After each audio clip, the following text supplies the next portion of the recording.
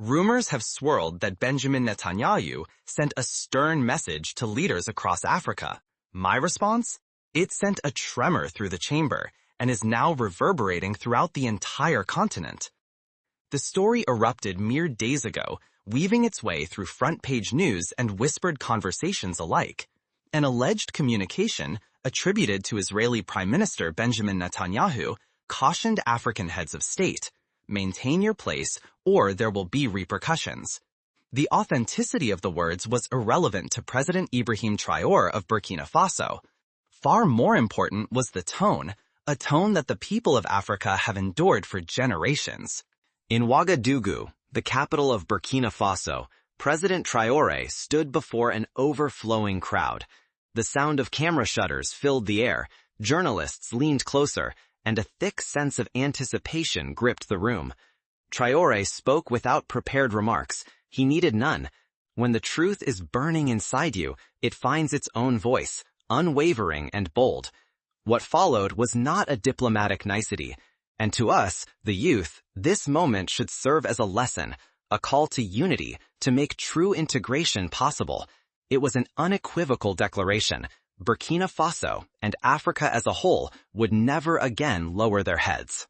If you sense that Africa's rebirth has begun, join me and follow this story to its conclusion. Because the events that unfolded in Ouagadougou still send shockwaves well beyond the Sahel. All it took was a single rumor. Netanyahu had supposedly delivered an ultimatum to the continent's leaders. The reported message was clear-cut: obey or pay the price. Whether or not those words actually came from him was beside the point. To President Traore, it was the latest chapter in a long history of foreign condescension, the ghost of colonial dominance wrapped in the trappings of modern diplomacy. He did not retreat to shadowy hallways or send a cautious letter through diplomatic channels. Instead, he summoned the world's media to Ouagadougou.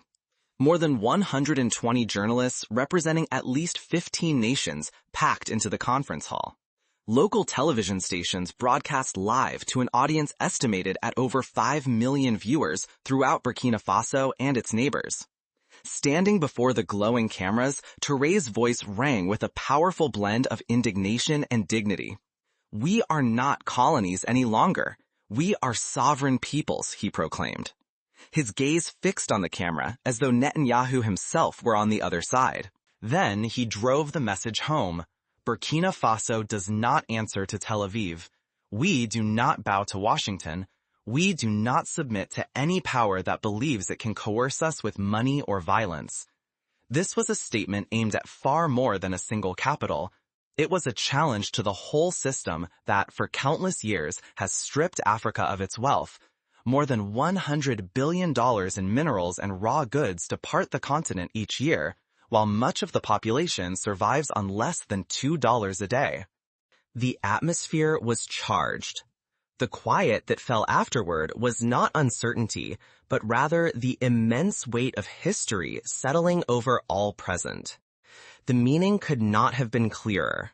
The period of silent obedience had come to an end. Under Traore, Burkina Faso would not cower. Yet that pivotal moment in Ouagadougou was merely the spark for a much larger blaze.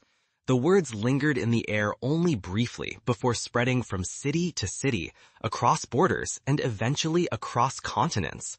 In less than 3 hours, clips of President Traore's speech surged on X, formerly known as Twitter, under the banner "Africa Will Not Bow," gathering 1,200,000 mentions within the first 24 hours.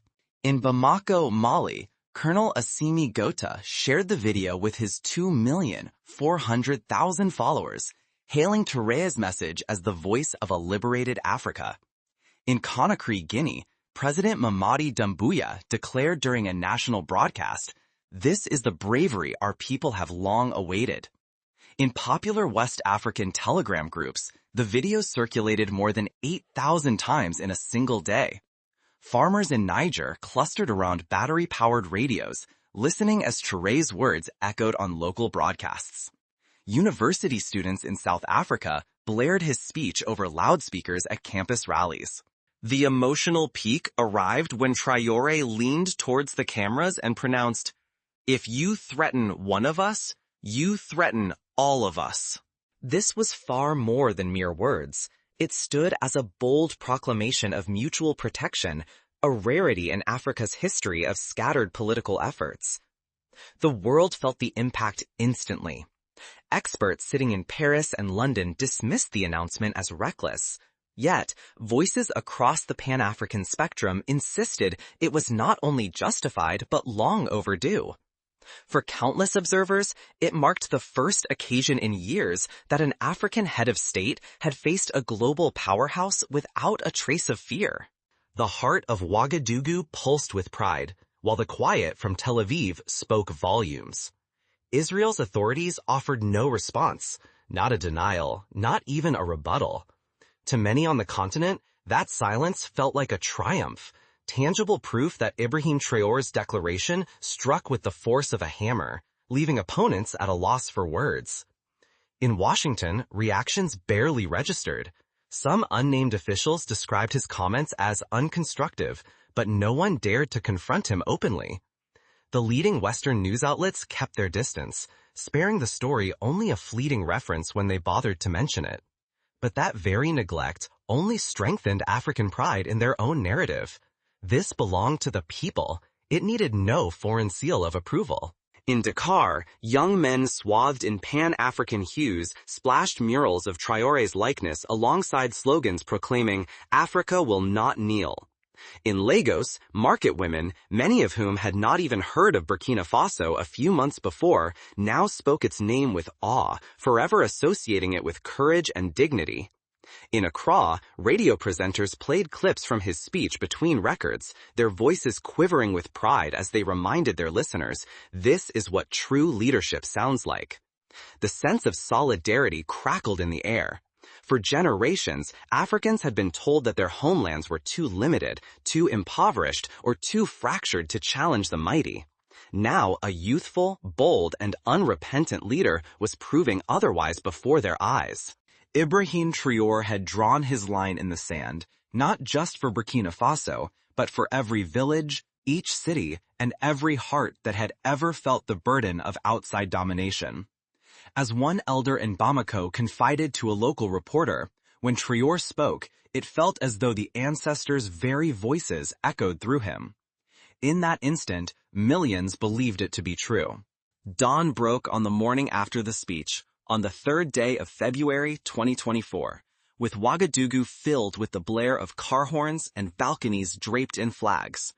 In the heart of the city, some 15,000 people spontaneously gathered in Revolution Square, chanting Traore's name and singing the national anthem.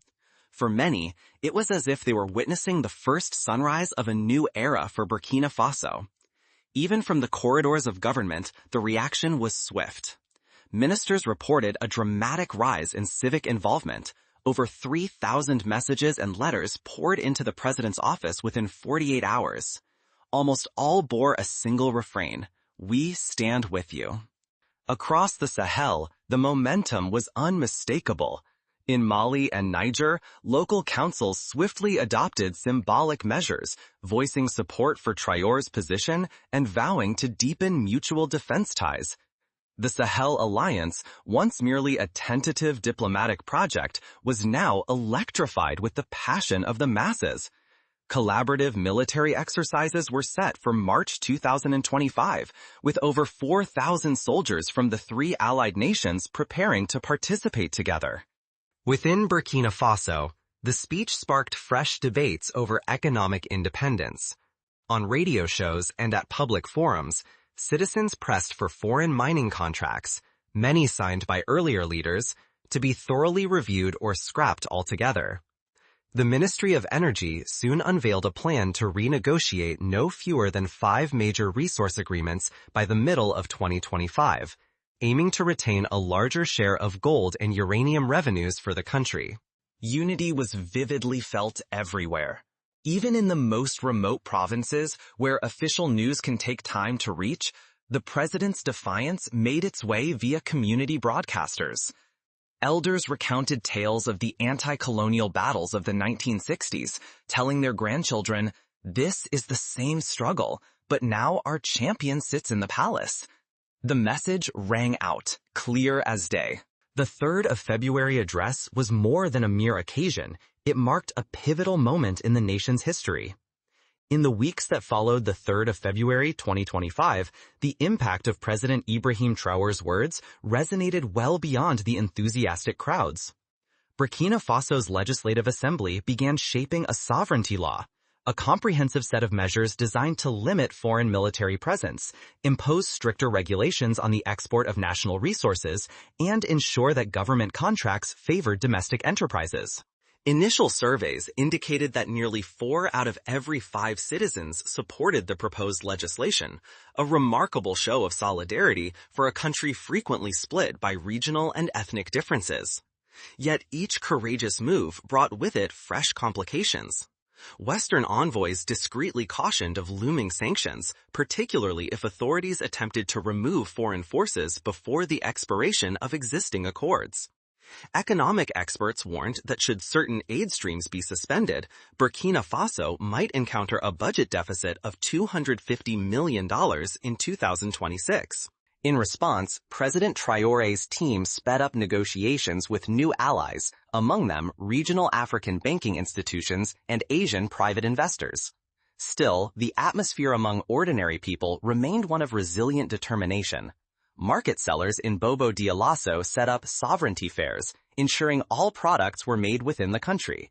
University of Ouagadougou students kicked off a Made in Burkina movement, promising to wear only locally produced apparel for the remainder of the school year. Across the region, the Sahel Alliance was gathering steam. By the close of February, the governments of Burkina Faso, Mali, and Niger had inked a collective energy plan to combine their solar capacities, targeting electricity for 1,500,000 households by the year 2030, entirely free from external oversight. The leaders hailed it as evidence that African states could not only safeguard their sovereignty, but also forge a shared future. To supporters, these actions confirmed that Traore's boldness was not mere bravado. Detractors, however, viewed them as perilous bets in an unpredictable world economy. But for those thronging Revolution Square, the decision was unambiguous. Criticism, as a young activist confided to a journalist, was a small price for dignity. "We would prefer to endure hardship with pride than to live in comfort with bowed heads." From Washington to Tel Aviv, the 3rd of February address refused to be overlooked, no matter who tried. Within the United States, confidential State Department memos categorized Ibrahim Traore's pronouncements as a possible turning point in Africa's global alliances. Policy specialists cautioned that such forthright, unapologetic rhetoric might inspire other African leaders to move away from Western influence and deepen relations with alternative partners, such as China and Russia. In Israel, the reaction was more layered. Officially, the Netanyahu administration offered no statement, maintaining an unyielding silence. Yet leaked diplomatic messages to an Africa-centric media outlet confirmed that the speech had been scrutinized during multiple top-level discussions. One insider described Israeli authorities debating whether any public response would only raise Traore's international stature. Ultimately, they opted for silence, hoping the matter would fade from public view. It did not. News broadcasters across Africa replayed the speech day after day, complete with subtitles in English, French, Arabic, and Swahili. Analysts cast it as a David versus Goliath episode, a youthful African leader standing firm before one of the world's most seasoned statesmen. Meanwhile, strategy sessions in Washington took a more calculated turn. Some advisors argued that ignoring Traore could forfeit the moral initiative in the Sahel to surging Pan-Africanist sentiment. Others warned that overt condemnation could backfire, solidifying his status as a symbol of resistance to foreign domination. Yet, throughout all the debate, the heart of the story endured. A president from Burkina Faso had faced, at least metaphorically, Benjamin Netanyahu, regardless of any personal encounter, and declared that Africa would never bow again. For countless Africans, this transcended the realm of politics. It became a matter of personal pride. Beyond the corridors of power in Washington and Tel Aviv, the speech delivered on the third day of February sent shockwaves through capitals on nearly every continent. In Moscow, state broadcasters portrayed Ibrahim Traore as the embodiment of an independent Africa, likening his boldness to the spirit of the non-aligned movement that arose during the era of the Cold War. Meanwhile, in Beijing, analysts specializing in international relations commented that Burkina Faso's position could pave the way for partnerships based on mutual interests, sidestepping conventional Western influence. European reactions were far from unanimous. French publications, still unsettled by the recent withdrawal of their troops from the Sahel, depicted Traore as a fervent nationalist whose actions might stoke unrest.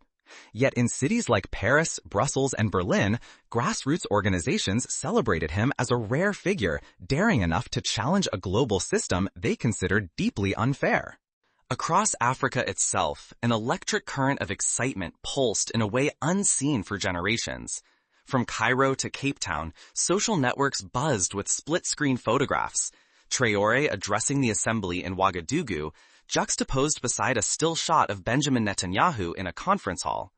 Captions boldly proclaimed, "Strength is not in size, but in bravery." In the span of only 2 weeks, video clips bearing the hashtag #WeStandWithTraore accumulated more than 40 million views across various platforms. International organizations focused on human rights also took note. While maintaining a stance of neutrality, several acknowledged that Traore's declaration had reignited passionate debates around the control of natural resources, foreign military involvement, and Africa's evolving place in world affairs. Perhaps the clearest testament to his rising impact appeared on the streets. In Accra, school children were captured on film reciting passages from his address during festivities marking Pan-African Day.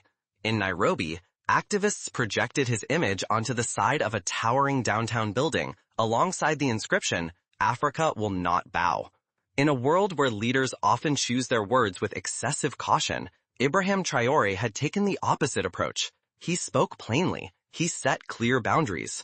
Through these actions, he was embraced by millions, not merely as the president of Burkina Faso, but as a living emblem of Africa's refusal to be cowed, be it by Washington, Paris, or Tel Aviv. Just as it seemed the impact of the 3rd of February speech had reached its zenith, an unexpected development rewrote the entire story.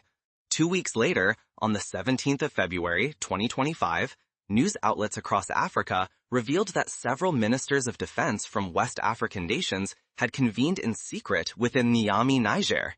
Leaked photographs confirmed the presence of senior military leaders from Burkina Faso, Mali, and Niger, alongside first-time observers representing Guinea and Chad. Insiders with knowledge of the meeting insisted this was no routine gathering. It marked the initial steps to transform the Sahel Alliance into a sweeping pact for West African sovereignty. Outlined within the proposal were far-reaching provisions, mutual defense commitments, collaborative infrastructure initiatives, and, most contentiously, a unified policy concerning foreign military bases. Should it be enacted, any external power wishing to establish a presence within one member's territory would need to obtain unanimous consent from all parties. The revelation left Western diplomats scrambling.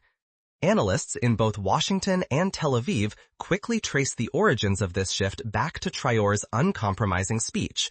His words had become more than rhetoric. They had set in motion a tangible realignment of regional alliances. Supporters on social media dubbed the phenomenon the Ouagadougou effect. Commentators drew parallels to pivotal moments in modern history, from the Bandung Conference of 1955 to the formation of the African Union. For many Africans, these events proved that Traore was not simply a persuasive orator. He was a force for transformation, turning declarations into partnerships and partnerships into real political leverage. By the beginning of March in 2025, the ripple effects of that defiant address in Ouagadougou had become a political chain reaction. On the 5th of March, the architects of the proposed West African Sovereignty Pact gathered publicly for the first time in Bamako, Mali. This time, discretion gave way to transparency as cameras rolled while Ibrahim Traore, Colonel Assimi Goïta, and President Mamadi Doumbouya strode forward hand in hand, their arms raised high as a powerful symbol of shared purpose. The declaration left onlookers in disbelief. The agreement would officially prohibit the establishment of any additional foreign military installations, temporarily halt various aid deals heavily reliant on outside dependency, and create a joint investment pool totaling $1.2 billion to boost regional infrastructure, all funded independently of Western financial institutions.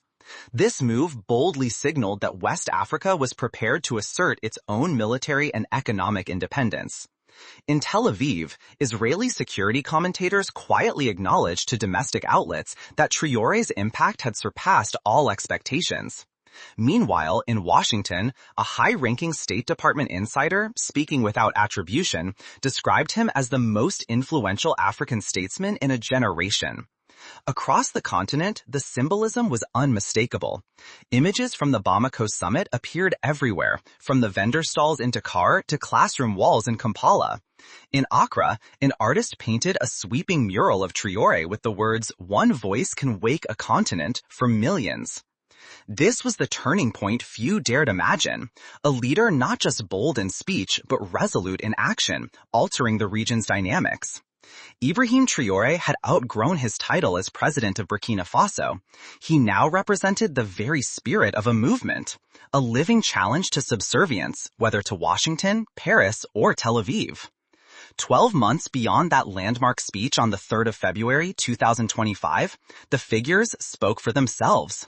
Burkina Faso's gross domestic product growth accelerated from 3.8% to 5.6%, a record for the past 10 years.